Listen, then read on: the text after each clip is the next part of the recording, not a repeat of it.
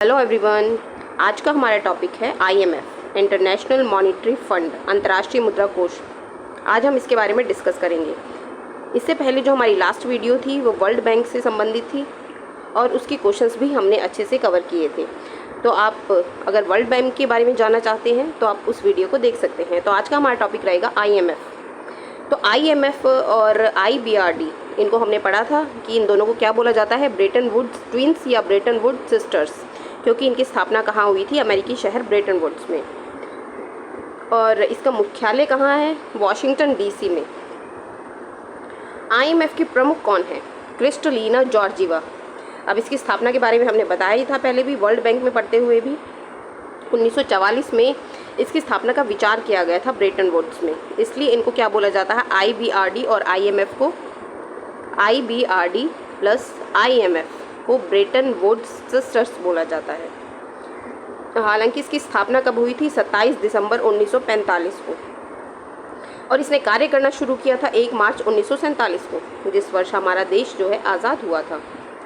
तो अब आगे हैं, इसके मुख्य उद्देश्य क्या हैं। एक अंतर्राष्ट्रीय मौद्रिक एवं वित्तीय व्यवस्था की स्थापना करना। जब किसी देश में इकोनॉमिक क्राइसिस आ जाता है या बैलेंस ऑफ पेमेंट्स, जिसे बीओपी भी बोला जाता है, भुगतान संतुलन क्राइसिस आ जाता है, तब आईएमएफ लोन देता है। तो आईएमएफ लोन किसे देता है, अपने सदस्य देशों को। यदि उसके सदस्य देशों में भुगतान संतुलन या इकोनॉमिक क्राइसिस, कोई भी आर्थिक मंदी आ गई, तो उसके द्वारा लोन दिया जाता है। वर्तमान में इसके सदस्य हैं 190 और इसका अंतिम सदस्य कौन है, अंडोरा। एक बात आपको ध्यान रखनी होगी कि वर्ल्ड बैंक का सदस्य बनने के लिए आईएमएफ का सदस्य होना बहुत ज़रूरी है, उसके बिना वर्ल्ड बैंक की सदस्यता नहीं मिल सकती। तो वर्तमान समय में वर्ल्ड बैंक के सदस्य हैं 189 और आईएमएफ के सदस्य हैं 190। तो चलिए आगे बढ़ते हैं। आगे है, आईएमएफ द्वारा एक मुद्रा जारी की जाती है जिसे बोला जाता है स्पेशल ड्राइंग राइट्स, एसडीआर। तो इसे कागजी स्वर्ण भी कहा जाता है। अंतर्राष्ट्रीय भुगतान में मुद्रा के रूप में इसका प्रयोग किया जाता है। यह एक वैकल्पिक आरक्षित मुद्रा है। कैसी मुद्रा है ये, वैकल्पिक आरक्षित। यह कोई करेंसी नहीं है, मतलब सीधे तौर पर इसका लेन देन नहीं होता है। ये एक प्रकार से हम इसको रिजर्व रूप में रखते हैं। अगर ज़रूरत पड़ती है तो हम इसको देकर उधार या ऋण ले सकते हैं। तो इसे एक आर्टिफिशियल करेंसी या पेपर करेंसी भी कहा जाता है। 1969 या 1969 में इसको सर्जित किया गया था। आईएमएफ अपने देशों को एक कोटा देता है, उसी के आधार पर उसे एसडीआर दिया जाता है। एसडीआर के बदले आईएमएफ खुद पैसा नहीं देता है, इसको ध्यान में रखना होगा। आईएमएफ सीधे तौर पर लोन तो दे सकता है यदि उसमें किसी देश में इकोनॉमिक क्राइसिस या बैलेंस ऑफ पेमेंट्स का क्राइसिस आया है, परंतु एसडीआर के बदले आईएमएफ सीधे तौर पर लोन नहीं देता है। एसडीआर क्या कहते, मतलब आईएमएफ क्या बोलता है कि जिसके पास एसडीआर रखे हैं, अगर उसके मतलब उसको उसके बदले में उसे ऋण चाहिए तो वो किसी भी देश में जाके ये परमिशन दे देता है कि आप जापान से ऋण ले लीजिए या चाइना से ले लीजिए, रशिया से ले लीजिए, तो उसकी परमिशन वो दे देता है, लेकिन खुद पैसे नहीं देता है। मान लीजिए हमें पैसों की ज़रूरत है, तो हमें पहले क्या करना होगा, हमें आईएमएफ से परमिशन लेनी होगी कि हम जो हमारे पास रिज़र्व रखा है एसडीआर का, उसके बदले में हमें ऋण चाहिए, हमें उसकी ज़रूरत पड़ गई है।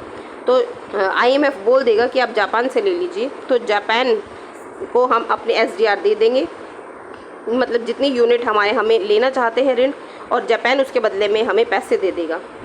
और उसके लिए हमें जापान को क्या करना होगा, इंटरेस्ट भी देना होगा, ब्याज भी देना होगा। सीधे तौर पर वो ऋण हमें नहीं देता है, उसके लिए हमें ब्याज का भुगतान भी करना पड़ता है। तो एसडीआर का मूल्य 5 प्रमुख मुद्राओं के एक बास्केट के आधार पर तय होता है।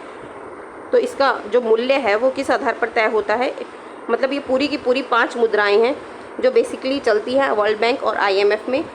अमेरिकी डॉलर सबसे मजबूत है, नेक्स्ट है यूरो, चीन की रेनमिनबी, ब्रिटिश पाउंड, जापानी येन।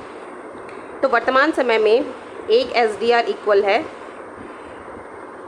जैसे एक एसडीआर 1.38, एक मतलब 1.38 डॉलर के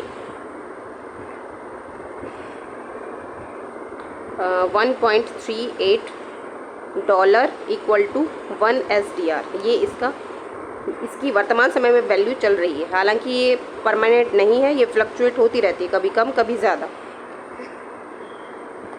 तो नेक्स्ट है हमारा IMF द्वारा जारी की जाने वाली रिपोर्ट। IMF कौन कौन सी रिपोर्ट्स जारी करता है? तो सबसे पहली है वर्ल्ड इकोनॉमिक आउटलुक, दूसरी है global financial stability report. Financial stability मैंने आपको वर्ल्ड बैंक पढ़ाते हुए भी बताया था, अगर ग्लोबल फाइनेंशियल स्टेबिलिटी आ जाता है तो वो IMF जारी करेगा, लेकिन स्टेबिलिटी की जगह यदि डेवलपमेंट आ जाता है, ग्लोबल फाइनेंशियल डेवलपमेंट रिपोर्ट, ये कौन जारी करेगा? World bank. नेक्स्ट है फिस्कल मॉनिटर रिपोर्ट और लास्ट एक्सटर्नल सेक्टर रिपोर्ट। तो हमने IMF को पढ़ा और इसकी मोस्ट इम्पॉर्टेंट क्वेश्चंस भी आपको नेक्स्ट वीडियो में करवा दिए जाएंगे, तो इनको आप बिल्कुल ध्यान से पढ़िएगा और याद कीजिएगा। Thank you.